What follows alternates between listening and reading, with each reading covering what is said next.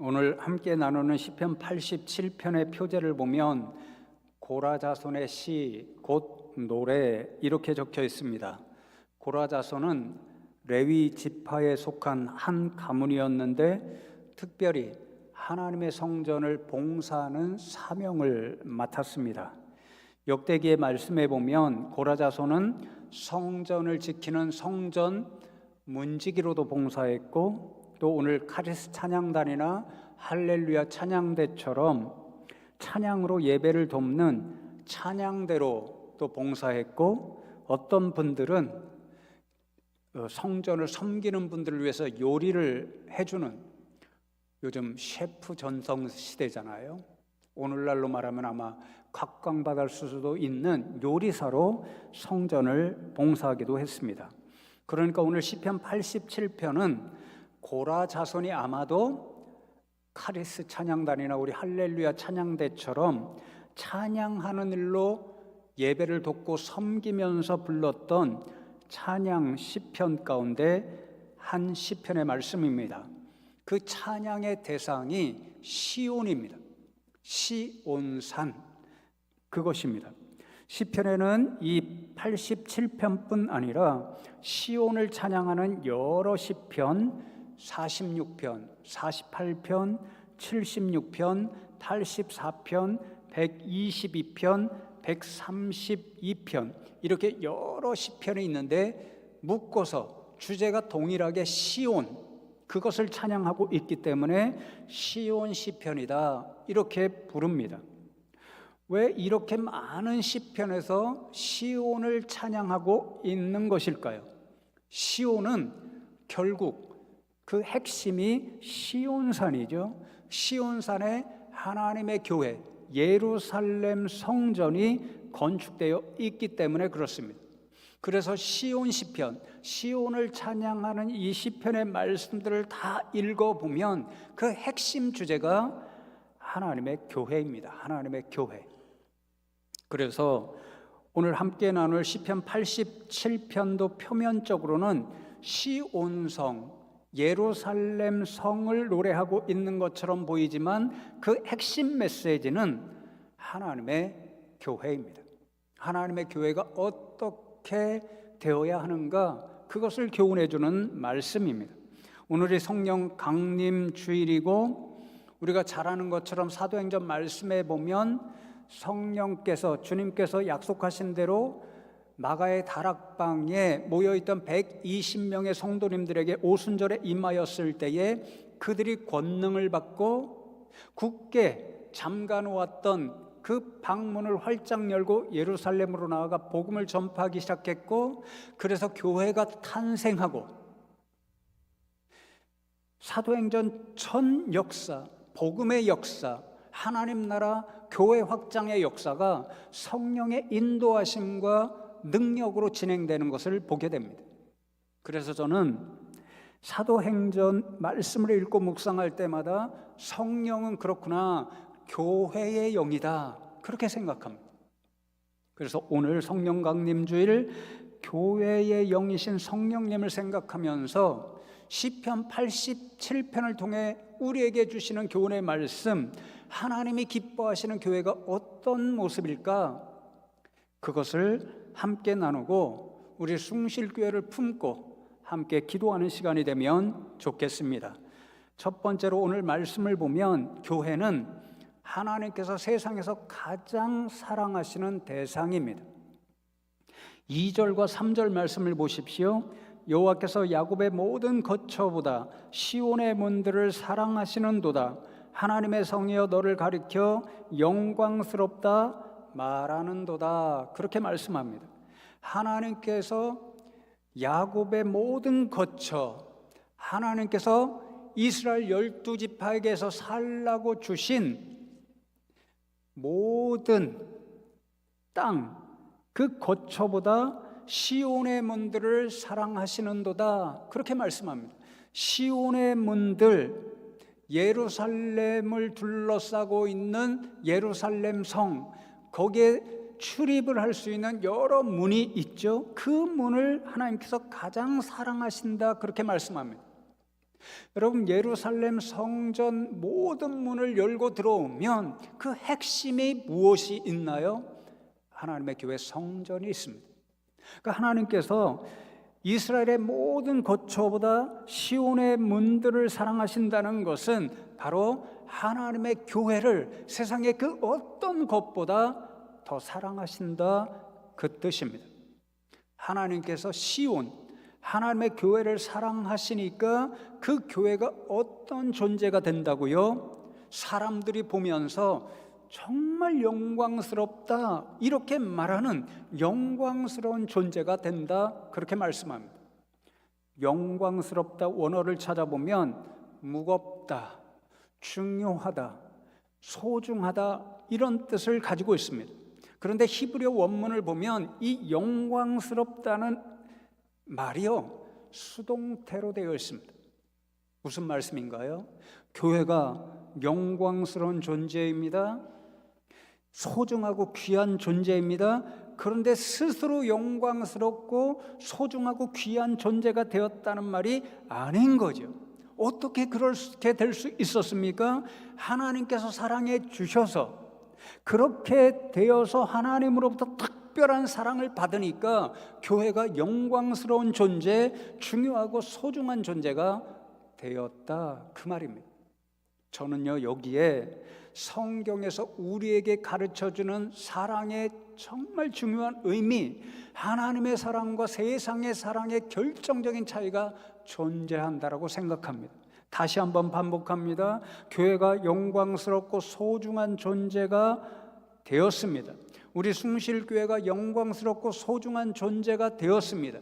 이 숭실교회 믿음의 공동체를 이루는 한 사람 교회된 여러분 모두가 영광되고 소중하고 존귀한 존재가 되었습니다. 어떻게 그렇게 된 것입니까? 하나님께서 사랑해 주셔서 그렇게 되었습니다. 하나님으로부터 특별한 사랑을 받으니까 우리 숭실교회가, 그리고 이 자리에 앉아있는 여러분 한 사람 한 사람이 영광스럽고 소중한 존재가 된 것입니다. 이것을 기억해야 합니다.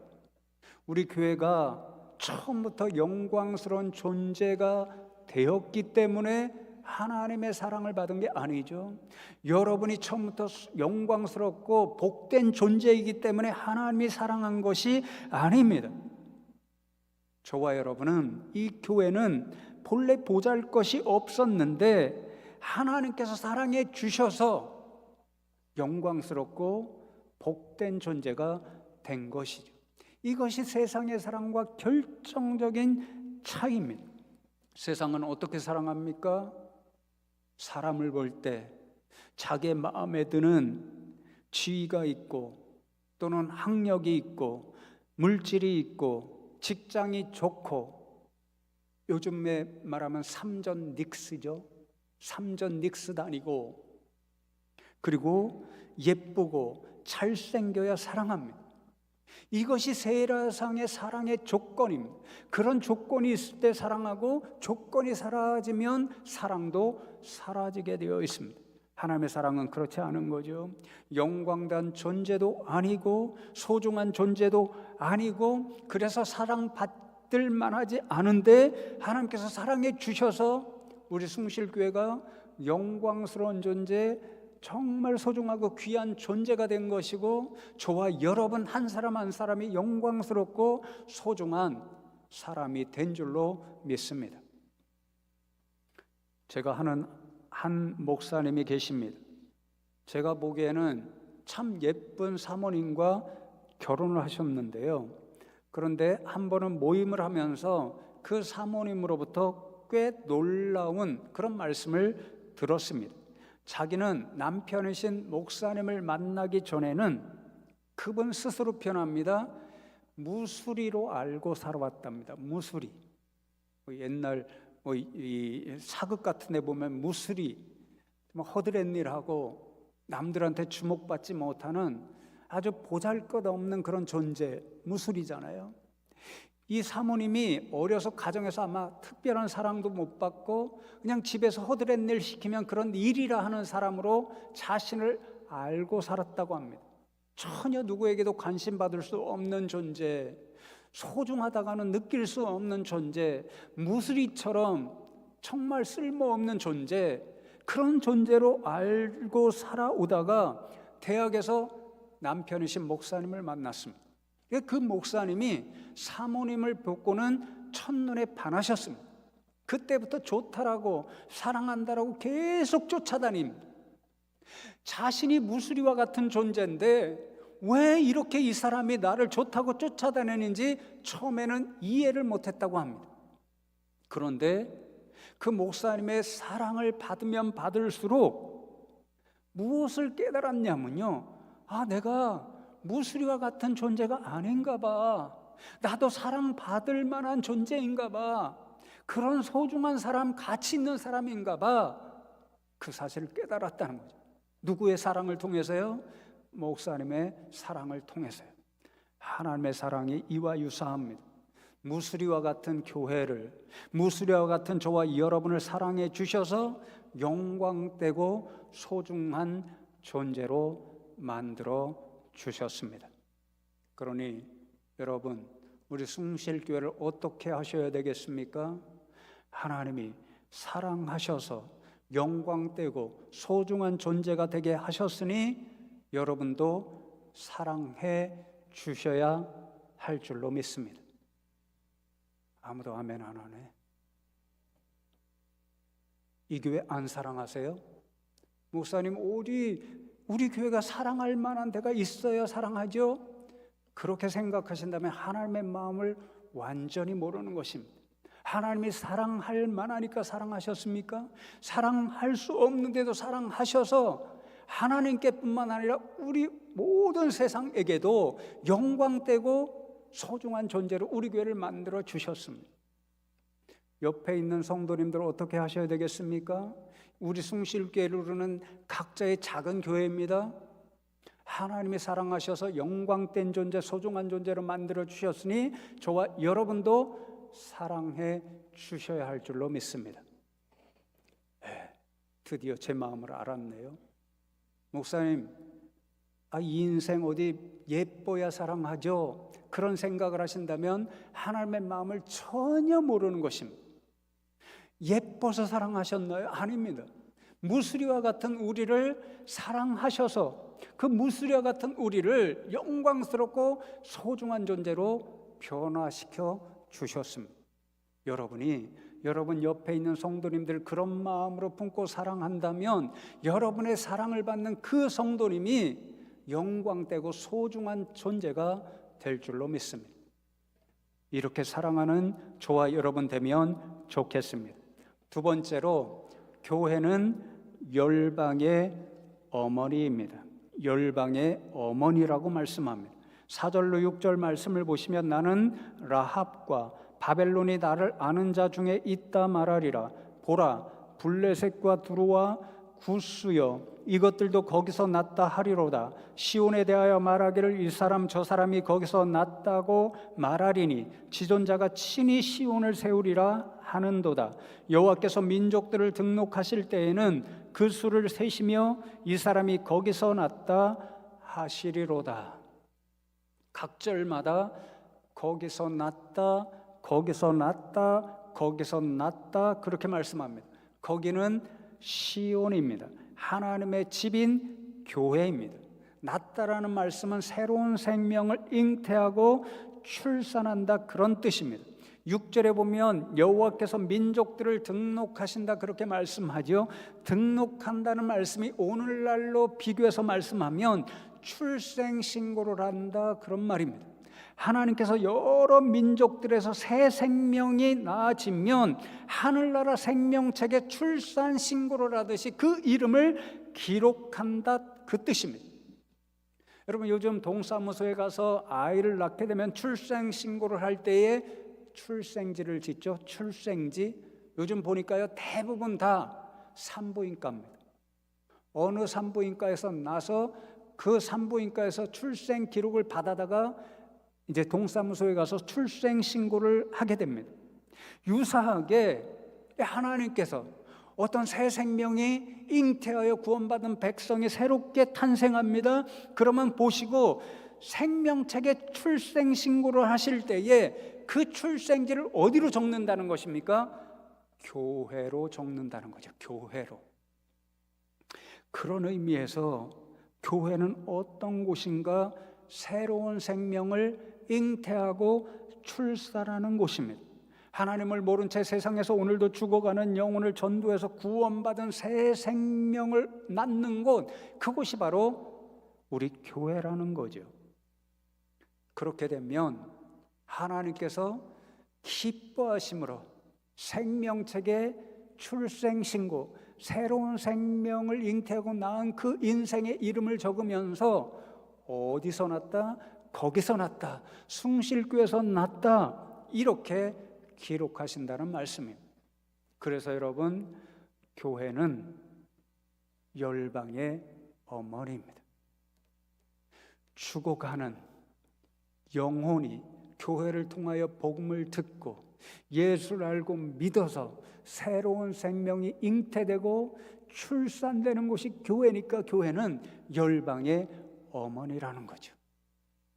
그래서 유명한 키프리아누스 교부는 교회를 어머니로 갖고 있지 않은 자는 하나님을 아버지로 가질 수 없다라고 유명한 말을 남겼습니다. 교회가 하나님이 가장 기뻐하시는 죽어가는 영혼을 복음을 통해서 인도하고 새로운 생명을 낳는 어머니와 같은 존재니까 그 교회를 어머니로 알지 못하면 하나님을 아버지로 부를 수 없다는 그 말인 거죠.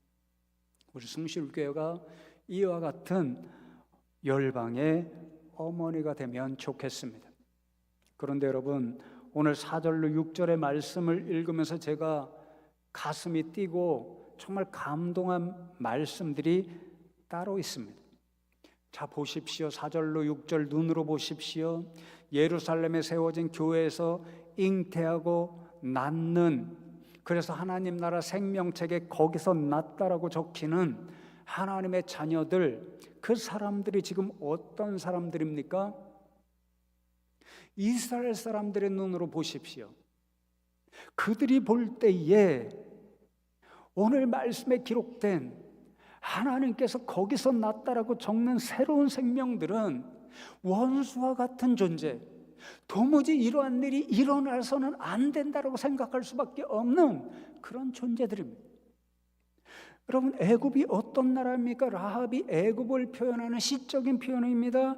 그 나라는 430년 동안 이스라엘을 종으로 부리며 온갖 일로 학대하던 원수와 같은 나라였습니다. 바벨론은 더욱이 어떤 나라였습니까?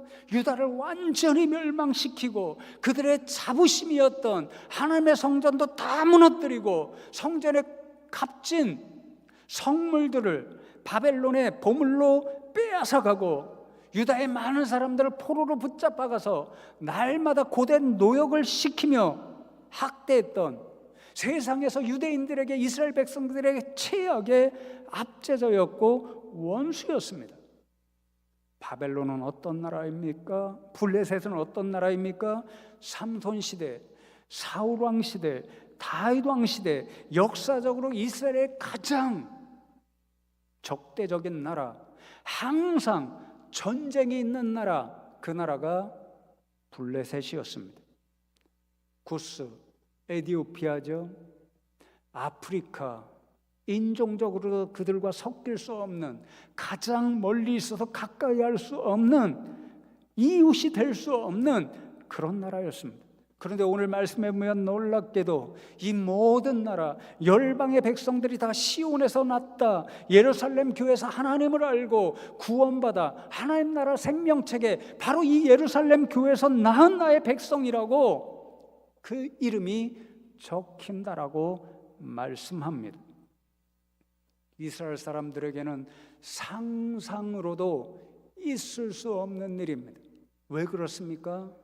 이 모든 나라, 유대인들이 볼 때는 결단코 구원받아서는 안 되는 인생들입니다. 시온은 어떤 곳인가? 자신들만을 위한 영광스러운 도시, 시온산에 있는 하나님의 교회는 어떤 교회인가? 자신들만이 하나님 앞에 예배드릴 수 있는 교회, 그 교회 주신이신 하나님은 어떤 하나님입니까? 열방의 백성들을 멸망시키고 자신들만 구원하는, 자신들만을 위한 하나님이셨습니다. 이러한 일이 결단코 상상으로도 일어날 수 없는, 인정할 수 없는 그런 일들이었습니다. 이런 아집과 편견이 사도행전 역사에 그대로 나타나지요. 사도들조차도 예수님께서 복음을 들고 유다 땅을 넘어서 사마리아로 가고 열방으로 가라, 땅끝까지 가라, 그 사명을 주셨는데 절단코 이런 일은 일어날 수 있는 일이 아니라고 생각했고, 그 아집 때문에 복음을 들고 사마리아로 가지 못했습니다. 복음의 장애물이었습니다. 감히 말하건대 오늘 이러한 아집과 편견이 팔레스타인 지역에 끊임없이 서로를 미워하고 싸우고 죽고 죽이는 전쟁의 일들의 가장 근본적인 영적인 원인입니다. 그래서 제가 늘 말씀드리죠.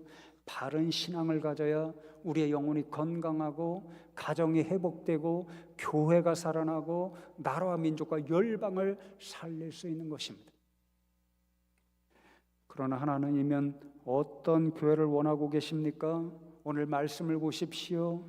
신분의 차이도 없고 남녀의 차이도 없고 나라와 민족과 인종의 차이도 없고 누구나 하나님의 교회에 들어오면, 예수의 이름을 믿고 이 앞에 나오면 구원받아 새로운 생명이 잉태되고 출산되는 그곳이 하나님이 원하시는 교회의 모습입니다. 심지어는 원수 같은 존재도 예수의 이름으로 한 믿음의 공동체를 이루어가는 그곳이 바로 하나님 원하시는 교회입니다. 제가 가끔 이런 말을 듣습니다. 목사님, 왜 우리가 평생 한번 가볼 수도 없는 아프리카의 우물을 파주는 것입니까? 목사님, 왜 말레이시아 선교학교에 매달 그렇게 많은 물질을 보내야 합니까? 혹시 다른 꿍꿍이 있는 것 아닙니까? 그 돈을 우리 자녀들에게 사용하면 더 좋은 것 아닙니까? 목사님, 북한은 우리의 가장 큰 원수 나라 아닙니까? 그런데 어떻게 탈북 신학교를 지원하고 도와야 하는 것입니까? 여러분, 거꾸로 생각해 보십시오. 언더우드 아펜젤러, 하나님이 보내신 선교사, 우리나라 몰랐습니다. 우리 선조들 하나도 몰랐습니다. 그런 분들이 우리와 똑같은 그런 마음을 가졌다면 이 나라에 복음이 들어올 수 있었을까요? 저 숭실학원이 이 자리에 서 있을 수 있었을까요? 결단코 그럴 수 없습니다. 하나님은 우리 숭실교회가 어떤 교회가 되기를 원하실까요? 저는 확실히 믿습니다. 오늘 말씀뿐만 아니라 사도행전의 모든 말씀, 성경의 모든 말씀이 우리 교회를 하나님은 열방의 어머니가 되기를 원하십니다. 모든 사람이 어떤 차별도 없이, 심지어는 한때 원수되었던 사람들도 우리가 품고 예수님을 전파해서 새 생명을 잉태하고 출산하는 열방을 위한 어머니 교회가 되기를 원하십니다. 우리 교회가 이런 어머니 교회 되면 좋겠습니다. 마지막으로 교회는 모든 것의 근원입니다. 마지막 7절 말씀을 보시면 노래하는 자와 뛰어노는 자들이 말하기를 나의 모든 근원이 내게 있다 하리로다.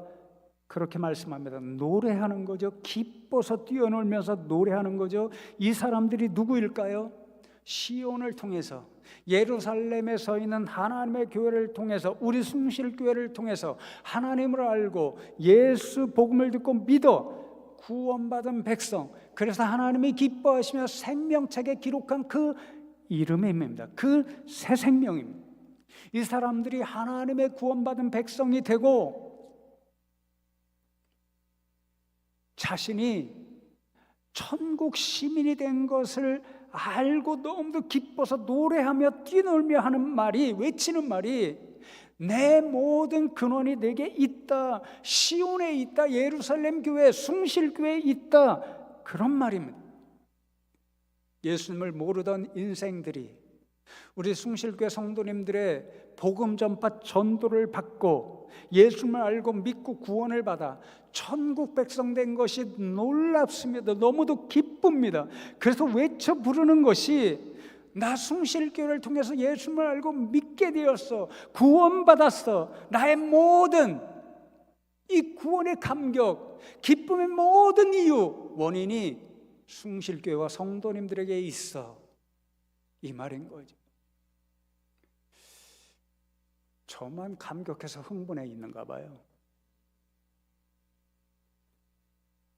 그런데 여러분, 7절에 근원이라는 말씀의 본래 의미가 샘이라는 말입니다. 샘. 샘이 성경에서 어떤 이 뉘앙스를 가지고 있죠? 오늘도 200장 부르면서 생명샘이로다 그러잖아요. 샘은 생명입니다. 그래서 성경의 모든 말씀이 끝나는 요한계시록 22장에 보면 하늘나라에 무엇이 있죠? 생명수가 흐릅니다. 그 생명수 곁에는 뭐가 있죠? 생명나무. 그 생명나무 가지가지마다 생명수를 먹어서 주렁주렁 생명 열매를 맺습니다. 하늘나라가 어떤 나라인가요? 우리가 그곳에 살면서 영원토록 생명수를 머금고 생명나무가 생명 열매를 맺으면 그 열매를 따보면서 영원토록 사는 나라가 하나님 나라입니다. 생명의 나라인 거예요. 우리가 왜 아프리카에 우물을 파줍니까? 아프리카 그곳은요, 우물을 파주면 그 우물이 마실 물이 없어서 죽어가는, 병 들어가는 그분들을 살려내는 생명수이기 때문에 그 우물을 파주는 것입니다. 그러므로 나의 모든 근원이 내게 있다. 예루살렘 교회, 숭실교회에 있다라는 말씀은요, 교회가 죽어가는 생명을 살려내는 생명의 근원이 된다, 생명의 원천이 된다, 그 말입니다. 주님께서 제자들에게 복음을 들고 예루살렘과 유다와 사마리아와 땅끝까지 이르러 복음의 증인이 되라, 그 말씀하신 것은 교회가 성령 강림의 역사를 통해서 능력을 받아 교회가 탄생하면 교회가 생명을 살리는 생명 원천의 역할을 끝까지 감당해야 한다는 말씀입니다. 우리에게 주신 세 번째 비전, 전도와 선교의 비전을 주셨습니다. 그 말의 뜻이 무엇입니까? 이 숭실교회가 세상에서 지금도 죽어가는 영혼들을 살려내는, 그들에게 영원한 생명의 맛을 느끼게 하는 생명의 원천, 생명의 근원된 교회가 되라는 말씀입니다. 오늘 성령 강림 주일에 우리 성도님들 한 분 한 분이 성령 충만의 은혜를 받아서 주님 주신 비전, 생명의 원천이 되고 새로운 생명을 잉태하는 어머니 교회가 되기를 주님의 이름으로 축복합니다.